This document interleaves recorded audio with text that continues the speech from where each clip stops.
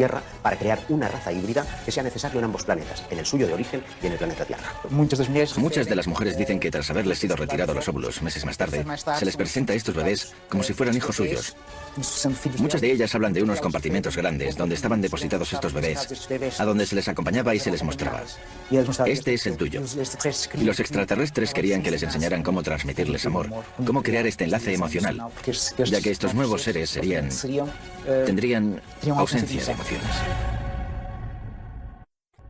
Ya en la década de los 70, el prestigioso investigador Joseph Allen Hynek creó la terminología que hoy es utilizada por la mayoría de los investigadores del fenómeno OVNI.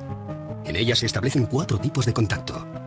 Los encuentros del primer tipo estarían aludiendo a luces lejanas en el firmamento. Los encuentros del segundo tipo es cuando ese objeto se presenta ya como algo coherente, como una nave. Los del tercer tipo son aquellos en los que el ovni ya está aterrizado, incluso muestra una cierta interacción con el terreno. Se pueden ver humanoides a su alrededor, cogiendo muestras o tomando algún tipo de medida en el entorno. Y finalmente están los encuentros del cuarto tipo, que nos entran en la dimensión más psíquica del fenómeno ovni. Es el fenómeno abducción. En 1961, Barney y Betty, un matrimonio de New Hampshire, observan una luz en mitad de la noche. Viajaban en coche, de regreso de sus vacaciones en Canadá.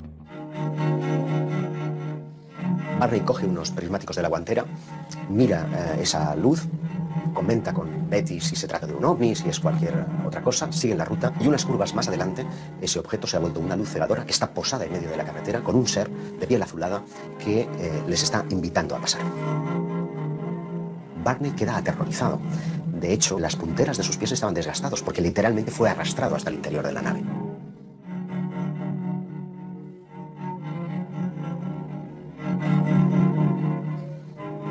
Años más tarde, en 1966, la pareja acude a terapia. Desde aquel extraño suceso, ambos sufrían pesadillas muy similares. Fueron atendidos por el Dr. Benjamin Simon, quien les sometió a distintos procesos de hipnosis. Hacen sesiones de hipnosis, sesiones separadas, cada uno en su sesión, y ambos relatan lo mismo. A pesar de las constantes protestas del matrimonio, dentro de la nave fueron separados. Betty relató cómo le colocaron una potente luz sobre la cara, tras tumbarla sobre lo que parecía ser una camilla de operaciones. Le cortaron un mechón de pelo, examinaron sus ojos, orejas, dientes y manos. Aquellos seres usaron algo parecido a un escarpelo para raspar y hacerse con muestras de su piel. En inglés, aunque con dificultades, aquellos supuestos extraterrestres le dijeron que le estaban realizando pruebas en su sistema nervioso y con una aguja de 10 centímetros y a través de su ombligo una prueba de embarazo. Sin ningún tipo de sedación, se le introduce una especie de aguja a través del conducto umbilical. Ella sigue preguntando y le dicen que es una especie de test de embarazo. Una de las cosas más llamativas del episodio de los Hill es la descripción de una técnica de prospección intrauterina denominada laparoscopia que no sería descubierta hasta 20 años más tarde. Aun aceptando que pudieran haber en la literatura médica escritos, estos no aparecerían hasta una década más tarde. Por lo tanto, es una prueba objetiva de que hay ciertos conocimientos que los abducidos describen que son ignorados. La abducción de Barney y Betty Hill tuvo un impacto importante en la ufología porque fue la primera vez que se reconoció la posibilidad de que estos seres interactuaban con nosotros, que de alguna forma íntima nos estaban vigilando, siguiendo y posiblemente nos estaban manipulando a un nivel biológico o incluso genético. Fue la primera vez que la mayoría de las personas que seguían estos temas se sentían vulnerables posiblemente porque parecía que los ovnis habían entrado en sus vidas personales. El estudio de las abducciones es tremendamente monótono. Todos los episodios tienen un modus operandi que es prácticamente idéntico. El protagonista suele estar conduciendo generalmente de noche. De repente, una luz lejana se hace presente, él la observa y a continuación esa luz ya está posada en el suelo. Unos seres le invitan en unos casos, en otros son forzados al interior de lo que ya es claramente una nave y allí son sometidos a todo tipo de experimentos, de reconocimientos médicos, de un chequeo muy general pero con un punto común, y es que todos ellos tienen un interés fundamental en la genética, en la reproducción. Lo que suelen decirnos los protagonistas de estos incidentes es que después de su experiencia la sensación es la de estar controlados, la de estar sirviendo información vía monitoraje de sus actividades a lo largo del tiempo. Y esto explica el por qué en muchos casos de abducción parece haber una especie de recurrencia en el individuo. Generalmente hay un primer caso que suele ocurrir en la niñez, alrededor de los 8 y 12 años, y posteriormente suelen irse produciendo otras visitas parecidas a lo largo de su vida. Esto significa que existe un estudio previo de todos los seres humanos por parte de estas entidades y que eligen a uno de ellos porque les interesa algo que tienen ellos. Es decir, con un muestreo de 7.000 millones de personas, cada uno con nuestro ADN y cada uno con nuestra personalidad, les interesa algo que tienen. Y ese algo lo están controlando y monitorizando durante el resto de su vida. Posteriormente, hay otro elemento común en las abducciones, y es que el testigo no recuerda esta hasta tiempo después. Incluso tienen que entrar en escena hipnoterapeutas, que son los que le traen al presente ese recuerdo del pasado. Y a partir de ahí la vida del testigo cambia. El tiempo es muy importante en los casos de abducción, porque parece que los seres que tripulan las naves parecen jugar con él. Se produce lo que llamamos un tiempo perdido. Es decir, el personaje, después de haber experimentado todo el proceso de abducción, no recuerda nada. Es a partir de entonces, a veces motivados por sueños, por problemas en sus relaciones personales, que acuden a un terapeuta. Y es en el transcurso del contacto con este terapeuta que se pone al descubierto lo que ocurrió en ese tiempo perdido. ¿Realmente nos encontramos ante un plan genético ideado por seres provenientes de otro planeta? Casi un 2% de la población de algunas ciudades afirma tener síntomas de haber sido abducido, al menos una vez, a lo largo de su vida. Entre esos cientos de miles de personas, solo unos pocos afirman poseer algún tipo de prueba física, tras la manipulación a la que fueron sometidos. El tema de los implantes quizás sea el más interesante a nivel de abducciones por la prueba física que eso conlleva. Durante muchos años se ha expuesto que algunos abducidos dicen que han tenido diferentes marcas tras esas abducciones. Esas marcas que en algunos casos puede quedarse toda la vida o en algunos otros casos dicen que desaparecen. En la primavera de 2011 sale a la luz el caso de Ron Noel, un hombre que afirma haber sido abducido en repetidas ocasiones desde que tenía 9 años. Con una vida llena de lagunas y de momentos en blanco, acude a distintos especialistas, pero es en una sencilla revisión médica donde una radiografía hace saltar la sorpresa. Dentro del interior de su hueso, del hueso del cúbito, tenía una pieza metálica. Él no recordaba haber tenido ningún tipo de accidente, él no recordaba haber tenido ningún tipo de operación anterior y, bueno, pues el hecho es que estaba ahí. Ron, ante la falta de respuesta, se pone en contacto con Roger Lehr, un excéntrico especialista en extracción de implantes. Ya en las primeras pruebas realizadas, descubrirían que se encontraban ante algo distinto a todo lo estudiado hasta la fecha. Un detalle muy interesante es que se emitían ondas de radio. Pudieron comprobar cómo a través de un medidor de radio, pues aquel aparato estaba emitiendo una onda de radio. Quizá otra de las cosas más interesantes era que existe una capa de protección proteica alrededor de ese implante. En 2012, el mismo Roger Lehr realiza la extracción del implante y su posterior examen. Lo que se veía en ese microscopio electrónico es posiblemente el aparato más sofisticado que ha visto el hombre en toda su historia. Estamos hablando de un mecanismo prácticamente biológico. Tiene carácter metálico, pero cuando lo empiezas a ver, tiene características prácticamente de células. También muy interesante el hecho de la composición química. Tenía metales que están relacionados con la composición química de diferentes meteoritos encontrados en diferentes partes del mundo. Ese tipo de implantes llegan a disolverse, como si al contacto con el aire sufriesen un proceso de oxidación que fuese absolutamente colosal. Y esos implantes pues, prácticamente desaparecen a los pocos minutos. Cuando estamos hablando del fenómeno de las abducciones, estamos hablando prácticamente del fenómeno de la monitorización. ¿Qué significa eso? Pues al igual que nosotros cuando cogemos a una tortuga y le ponemos un chip de localización, este tipo de abducciones es posible que estén relacionados con el control total del individuo, tanto en su localización como en sus funciones vitales a través de estos implantes. También nosotros hacemos eso a los animales salvajes. Les ponemos unos chips, intentamos verificar su hábitat, si están bien, intentamos controlar todo eso. Nosotros hacemos eso a los animales. ¿Por qué no pensar que otros estén haciendo lo mismo con nosotros? Todos ellos son fértiles, todos ellos son jóvenes, todos ellos tienen un coeficiente intelectual por encima de la media. Por lo tanto, parecen estar escogiendo especímenes de la raza humana muy, muy especiales. Y creo que el futuro, para los investigadores, es poder trazar un perfil psicológico de todas las personas abducidas en el mundo y que se demuestre que hayan sido abducidas, y quizá también un perfil genético de salud, para ver si existe algún tipo de conexión entre ellos que sea la clave para saber qué es lo que están buscando estas entidades. Un aspecto bastante negativo dentro de las abducciones. Las mutilaciones. Comenzaron a aparecer casos en los años 70 y 80 de mutilaciones. Mutilaciones concretamente de ganado. Las vacas aparecían con cortes quirúrgicos, ausencia de sangre en el cuerpo y ausencia de sangre en el terreno alrededor del animal. Cortes quirúrgicos, extracción de órganos concretos. Eran retirados unos y dejados otros. Se les sacaba los ojos, partes del maxilar, orejas, todo de forma quirúrgica. Los cortes que aparecían en la piel de estos animales daban la impresión de haber sido hechos con un material abrasivo tipo láser, no identificado, y que todo el proceso habría sido realizado en un breve espacio de tiempo. Pero además de los animales, y esto es un fenómeno que ocurre, también hay casos de mutilación en humanos. Y ese es un aspecto que los investigadores, cuando comenzaron a prestar oído a estos relatos, creyeron que era tan brutal que ellos mismos no quisieron mostrar al público. Podría crear pánico. Incluso algunas autoridades con las que hablaron los investigadores no quisieron mover mucho el tema. No podían explicarlo, pero tampoco podían alertar a la población. Por tanto, esto nos da la idea de que podría haber por ahí alguna especie con no tan buenas intenciones, digámoslo así. Tenemos muchos casos españoles interesantes. Recuerdo, por ejemplo, el caso de Miguel Herrero Sierra, que en 1978 se dirigía hacia Guadalajara por la Nacional 320. Su vehículo comienza a comportarse de forma extraña. Fallan los sistemas electrónicos y la radio. Se detiene y decide salir en busca de ayuda.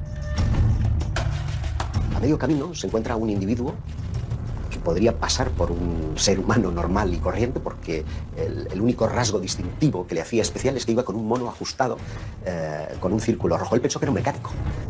El caso es que este hombre le convence para que le siga, le lleva a un claro en el bosque, en donde encuentra una nave posada, dice que tiene forma de sombrero, que está a unos 10 metros por encima del terreno y que deja caer un rayo de luz hacia la superficie del terreno.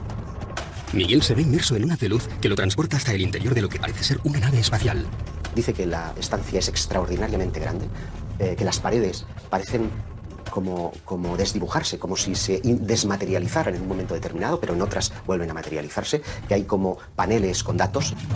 El relato vuelve a coincidir con casi todos los casos de abducción, cuando Miguel es sometido a varios ensayos clínicos. Pero al incorporarse, se encuentra algo difícilmente explicable.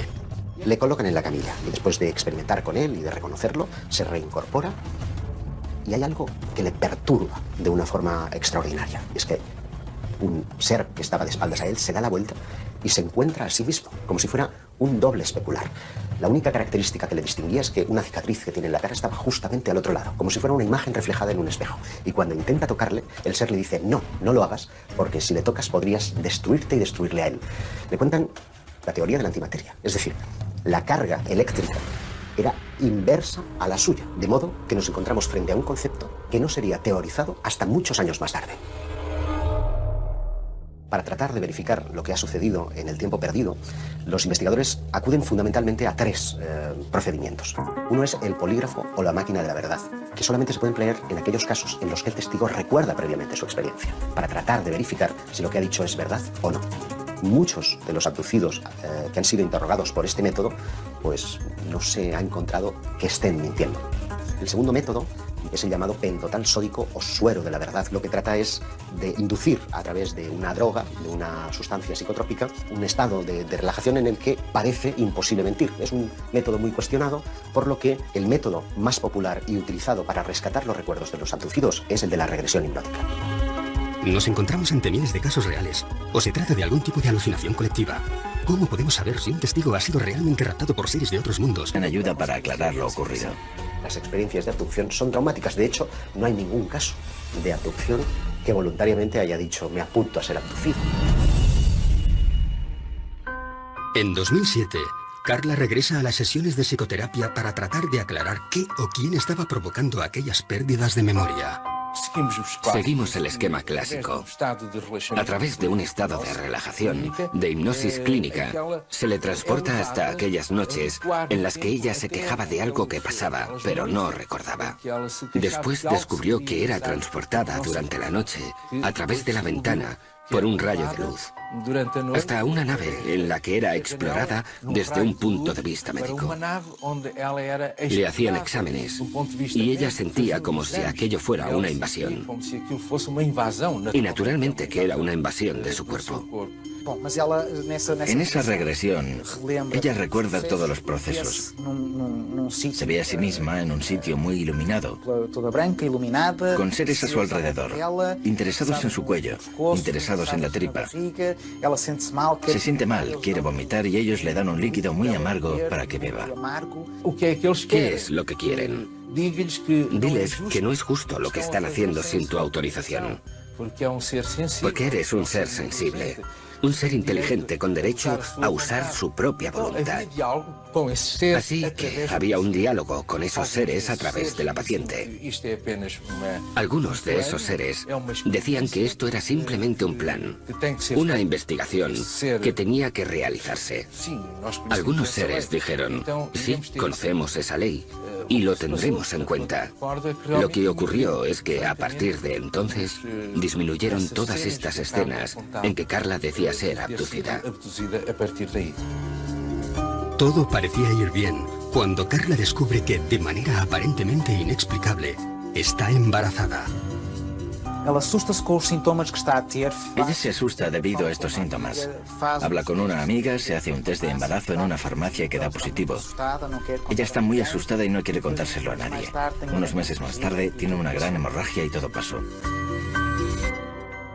Pero ella dice que durante una de sus abducciones habría visto una gran cámara donde estarían otros bebés probeta, metidos en tubos gigantes, y que uno de ellos sería su hijo. Admitamos que una raza o varias razas de seres alienígenas vienen hasta la Tierra y secuestran, generalmente mujeres jóvenes. ¿Para qué?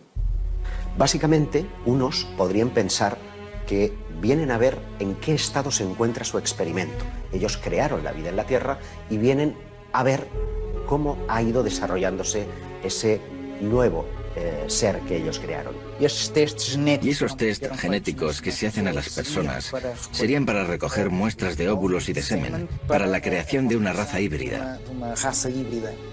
Del mismo modo en que el Homo sapiens sapiens consiguió superar al Neandertal, aquí tendríamos una raza híbrida que en el futuro vendría a hacerse con el planeta y alzarse sobre el Homo sapiens sapiens. Sin lugar a dudas, el fenómeno abducción acompaña al ser humano desde que tiene conciencia de ser hombre. Y esto es sorprendente porque revela que estamos siendo tutelados por una especie de inteligencia. No sabemos si extraterrestre o extradimensional, pero en cualquier caso ajena a nuestra propia conciencia y que nos ayuda a modelar nuestras creencias desde la noche de los tiempos. De hecho, eso vendría a explicar el porqué de esa pieza que falta en lo que es la evolución del hombre, que es el eslabón perdido, ¿no? Es decir, hay un momento en el que hay un salto cuantitativo, cualitativo tan enorme que hay quien piensa que algo tuvo que ocurrir, y dentro de ese algo tuvo que ocurrir caben muchas posibilidades. Una de ellas es que genéticamente fuéramos manipulados por unas inteligencias que están fuera de este planeta. La segunda hipótesis, igualmente inquietante, es la posibilidad de que necesiten de nosotros y vengan a recoger especímenes de la Tierra para crear una raza híbrida que sea necesario en ambos planetas, en el suyo de origen y en el planeta Tierra. Muchas de las mujeres dicen que tras haberles sido retirados los óvulos meses más tarde, se les presenta a estos bebés como si fueran hijos suyos. Muchas de ellas hablan de unos compartimentos grandes donde estaban depositados estos bebés, a donde se les acompañaba y se les mostraba: este es el tuyo. Y los extraterrestres querían que les enseñaran cómo transmitirles amor, cómo crear este enlace emocional, ya que estos nuevos seres tendrían ausencia de emociones. Ya en la década de los 70, el prestigioso investigador Joseph Allen Hynek creó la terminología que hoy es utilizada por la mayoría de los investigadores del fenómeno ovni. En ella se establecen 4 tipos de contacto. Los encuentros del primer tipo estarían aludiendo a luces lejanas en el firmamento. Los encuentros del segundo tipo es cuando ese objeto se presenta ya como algo coherente, como una nave. Los del tercer tipo son aquellos en los que el ovni ya está aterrizado, incluso muestra una cierta interacción con el terreno. Se pueden ver humanoides a su alrededor, cogiendo muestras o tomando algún tipo de medida en el entorno. Y finalmente están los encuentros del cuarto tipo, que nos entran en la dimensión más psíquica del fenómeno ovni. Es el fenómeno abducción. En 1961, Barney y Betty, un matrimonio de New Hampshire, observan una luz en mitad de la noche. Viajaban en coche, de regreso de sus vacaciones en Canadá. Barney coge unos prismáticos de la guantera, mira esa luz, comenta con Betty si se trata de un ovni, si es cualquier otra cosa, siguen la ruta y unas curvas más adelante ese objeto se ha vuelto una luz cegadora que está posada en medio de la carretera con un ser de piel azulada que les está invitando a pasar. Barney queda aterrorizado. De hecho, las punteras de sus pies estaban desgastados porque literalmente fue arrastrado hasta el interior de la nave.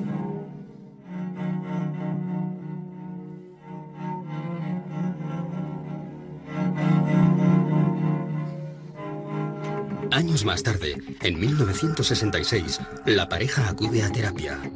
Desde aquel extraño suceso, ambos sufrían pesadillas muy similares.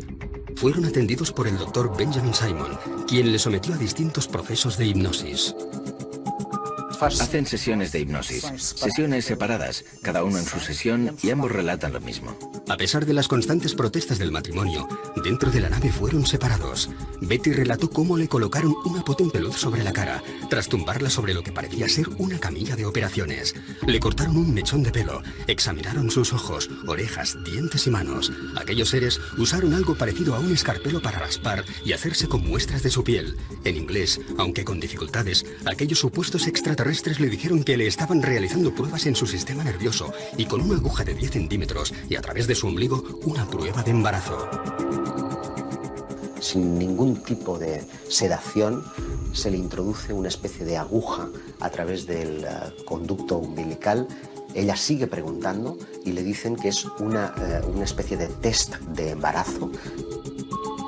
Una de las cosas más llamativas del episodio de los Hill es la descripción de una técnica de prospección intrauterina denominada laparoscopia, que no sería descubierta hasta 20 años más tarde. Aun aceptando que pudieran haber en la literatura médica escritos, estos no aparecerían hasta una década más tarde.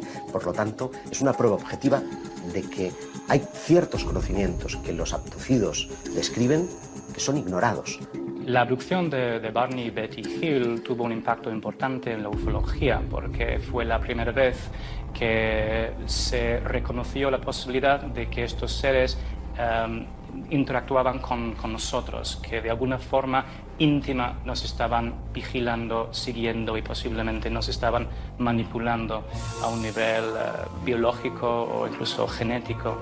Fue la primera vez que la mayoría de las personas que seguían estos temas se sentían vulnerables posiblemente, porque parecía que los ovnis habían entrado en sus vidas personales.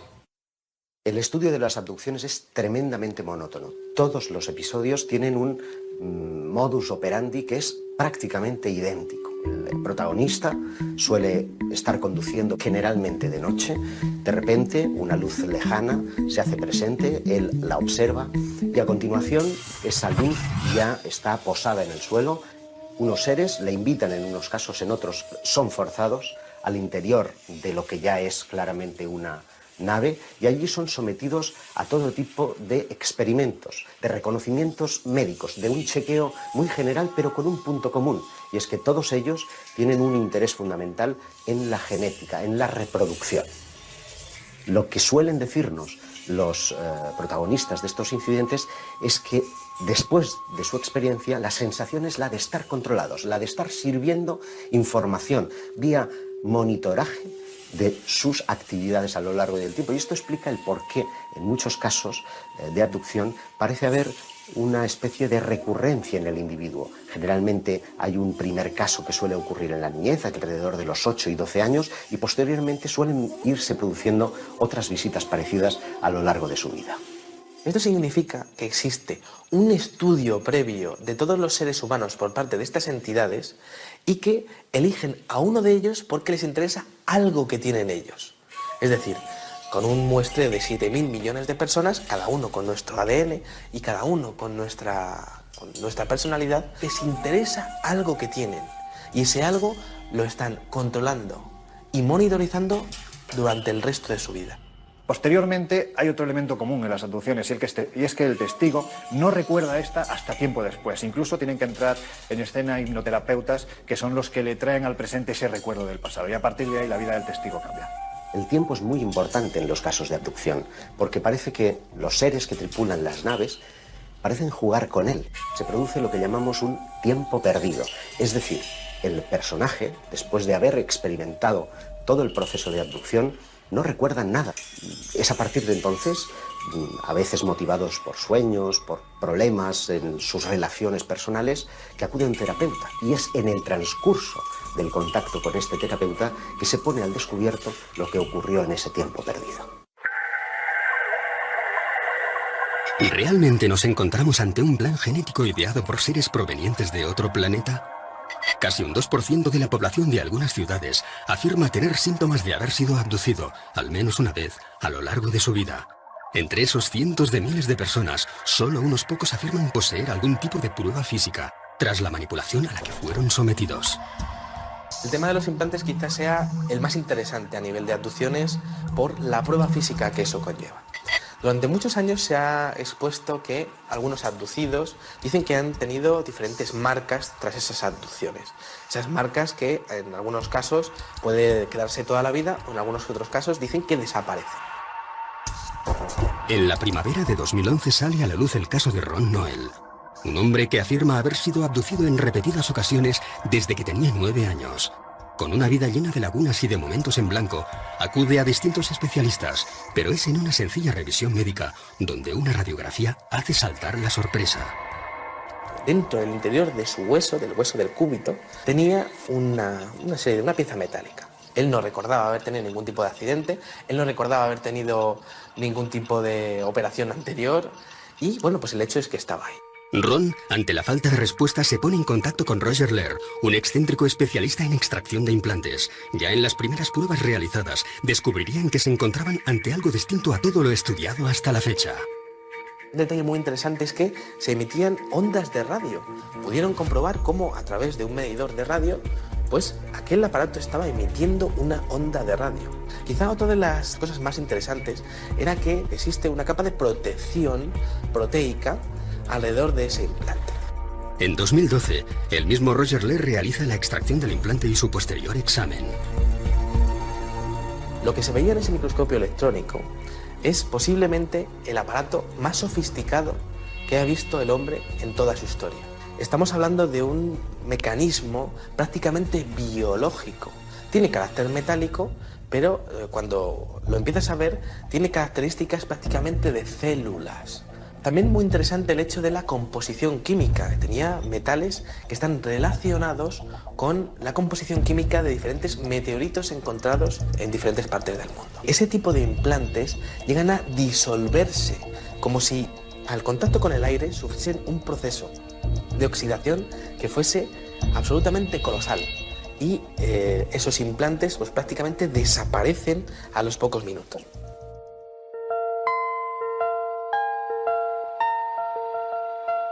Cuando estamos hablando del fenómeno de las abducciones, estamos hablando prácticamente del fenómeno de la monitorización.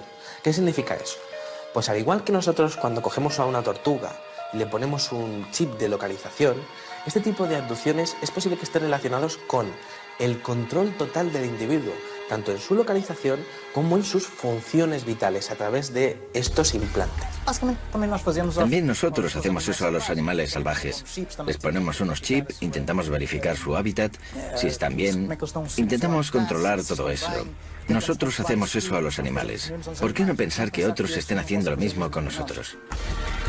Todos ellos son fértiles, todos ellos son jóvenes, todos ellos tienen un coeficiente intelectual por encima de la media. Por lo tanto, parecen estar escogiendo especímenes de la raza humana muy especiales. Y creo que el futuro para los investigadores es poder trazar un perfil psicológico de todas las personas abducidas en el mundo y que se demuestre que hayan sido abducidas, y quizá también un perfil genético de salud para ver si existe algún tipo de conexión entre ellos que sea la clave para saber qué es lo que están buscando estas entidades. Un aspecto bastante negativo dentro de las abducciones.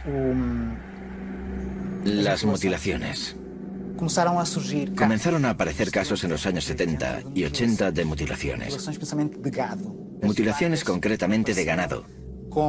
Las vacas aparecían con cortes quirúrgicos, ausencia de sangre en el cuerpo y ausencia de sangre en el terreno alrededor del animal. Cortes quirúrgicos, extracción de órganos concretos. Eran retirados unos y dejados otros. Se les sacaba a los ojos, partes del maxilar, orejas, todo de forma quirúrgica.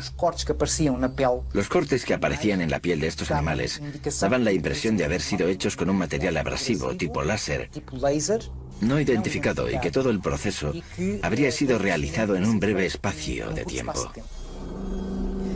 Pero además de los animales, y esto es un fenómeno que ocurre, también hay casos de mutilación en humanos. Y ese es un aspecto que los investigadores, cuando comenzaron a prestar oído a estos relatos, creyeron que era tan brutal que ellos mismos no quisieron mostrar al público. Podría crear pánico.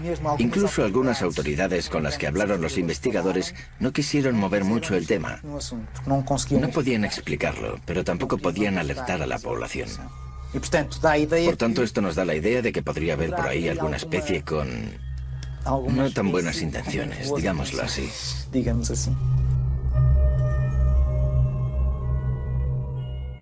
Tenemos muchos casos españoles interesantes. Recuerdo, por ejemplo, el caso de Miguel Herrero Sierra, que en 1978 se dirigía hacia Guadalajara por la Nacional 320.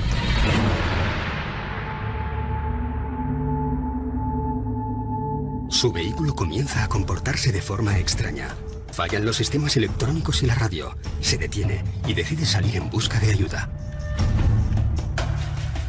A medio camino se encuentra un individuo que podría pasar por un ser humano normal y corriente, porque el único rasgo distintivo que le hacía especial es que iba con un mono ajustado con un círculo rojo. Él pensó que era un mecánico. El caso es que este hombre le convence para que le siga, le lleva a un claro en el bosque, en donde encuentra una nave posada, dice que tiene forma de sombrero, que está a unos 10 metros por encima del terreno y que deja caer un rayo de luz hacia la superficie del terreno.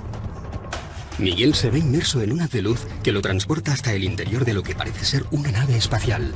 Dice que la estancia es extraordinariamente grande, que las paredes parecen como desdibujarse, como si se desmaterializaran en un momento determinado, pero en otras vuelven a materializarse, que hay como paneles con datos. El relato vuelve a coincidir con casi todos los casos de abducción, cuando Miguel es sometido a varios ensayos clínicos. Pero al incorporarse, se encuentra algo difícilmente explicable. Le colocan en la camilla y después de experimentar con él y de reconocerlo, se reincorpora y hay algo que le perturba de una forma extraordinaria. Es que un ser que estaba de espaldas a él se da la vuelta y se encuentra a sí mismo, como si fuera un doble especular. La única característica que le distinguía es que una cicatriz que tiene en la cara estaba justamente al otro lado, como si fuera una imagen reflejada en un espejo. Y cuando intenta tocarle, el ser le dice, no, no lo hagas, porque si le tocas podrías destruirte y destruirle a él. Le cuentan la teoría de la antimateria, es decir, la carga eléctrica era inversa a la suya, de modo que nos encontramos frente a un concepto que no sería teorizado hasta muchos años más tarde. Para tratar de verificar lo que ha sucedido en el tiempo perdido, los investigadores acuden fundamentalmente a tres procedimientos. Uno es el polígrafo o la máquina de la verdad, que solamente se puede emplear en aquellos casos en los que el testigo recuerda previamente su experiencia, para tratar de verificar si lo que ha dicho es verdad o no. Muchos de los abducidos que han sido interrogados por este método, pues no se ha encontrado que estén mintiendo. El segundo método es el llamado pentotal sódico o suero de la verdad. Lo que trata es de inducir a través de una droga, de una sustancia psicotrópica, un estado de relajación en el que parece imposible mentir. Es un método muy cuestionado, por lo que el método más popular y utilizado para rescatar los recuerdos de los abducidos es el de la regresión hipnótica. ¿Nos encontramos ante miles de casos reales o se trata de algún tipo de alucinación colectiva? ¿Cómo podemos saber si un testigo ha sido realmente raptado por seres de otros mundos o sencillamente está mintiendo? Es muy difícil, porque para empezar, él tiene miedo a ser considerado loco. Debe tener la certeza de que esa persona que le va a recibir no va a reírse, no va a burlarse de él. Ha de tener la certeza de que recibirá eso que él cuenta sin hacer comentarios. Es entonces cuando se entrega al proceso, sobre todo porque viene con momentos que no recuerda. Aparece con marcas en el cuerpo, siente que pasó algo, tiene flashes que no logra integrar en su vida. Viene muy confuso, y recela hasta de aquello que va a descubrir. Si han tenido un contacto con otros seres, por ejemplo, luego es difícil conversar al respecto con otras personas. Es difícil contárselo a los amigos e incluso encontrar profesionales que estén abiertos a escuchar este tipo de problemas. En ocasiones la intuición es fundamental, ¿no? Porque esa persona está buscando ese último clavo al que aferrarse, va buscando una respuesta a lo que le ha ocurrido y esa respuesta la busca en ti, en el investigador, en el periodista, en la persona que se acerca para escucharle y que no se ríe de esa experiencia. Parte de la idea de que la intuición juega un papel fundamental, no para saber, evidentemente, si una persona ha sido abducida o no, pero sí para saber si está mintiendo o no. Son personas absolutamente normales y que muchas veces quedan sorprendidas. No son personas que se interesen previamente por el tema, que estén siempre mirando al cielo. No, surge en el día a día, en las personas más normales, en las situaciones más vulgares. Y al hacer regresión y pedirle que vuelva a la primera vez que eso ocurrió, se ve teniendo una experiencia de abducción. De repente está siendo raptado y pasa por cosas que no entiende. Pero tiene un pequeño problema, y es que en hipnosis también se puede mentir.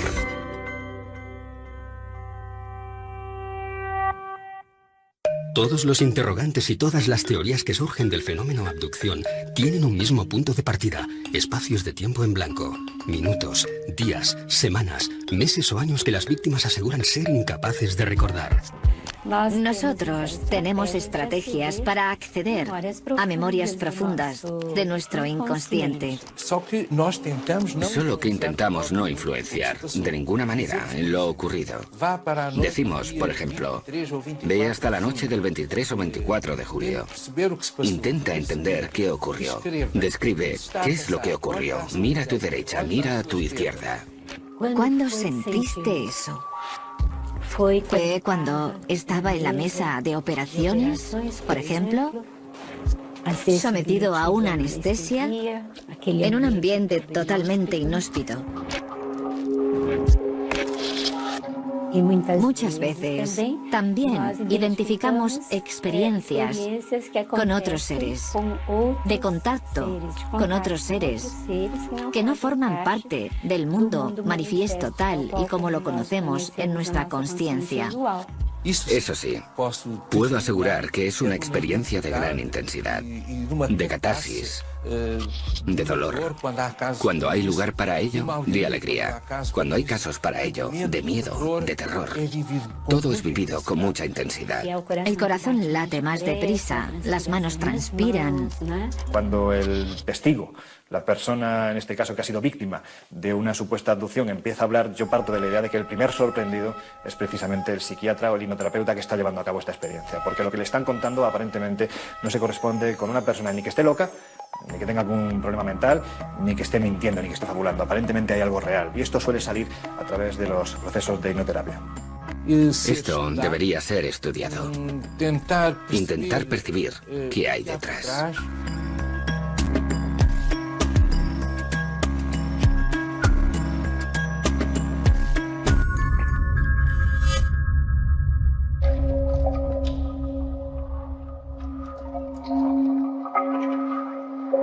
Por extraño que pueda parecer, podríamos encontrarnos ante un fenómeno que ha acompañado a la raza humana desde sus inicios, y no solo ante un mero producto del siglo XX. Pero es especialmente en el periodo de la Edad Media donde vamos a encontrar una serie de relatos que parecen encajar 100% con las modernas abducciones. Me estoy refiriendo a los íncubos y súcubos. Las actas inquisitoriales están llenas de descripciones de seres que se asemejan a los modernos extraterrestres. Es decir, la similitud es tan extraordinaria que parece que estamos ante el mismo fenómeno. No dicen ovni porque los ovnis no existían. Lo interesante para mí es que nunca hemos dejado de hablar de abducciones, es decir, que llevamos 500 años y posiblemente más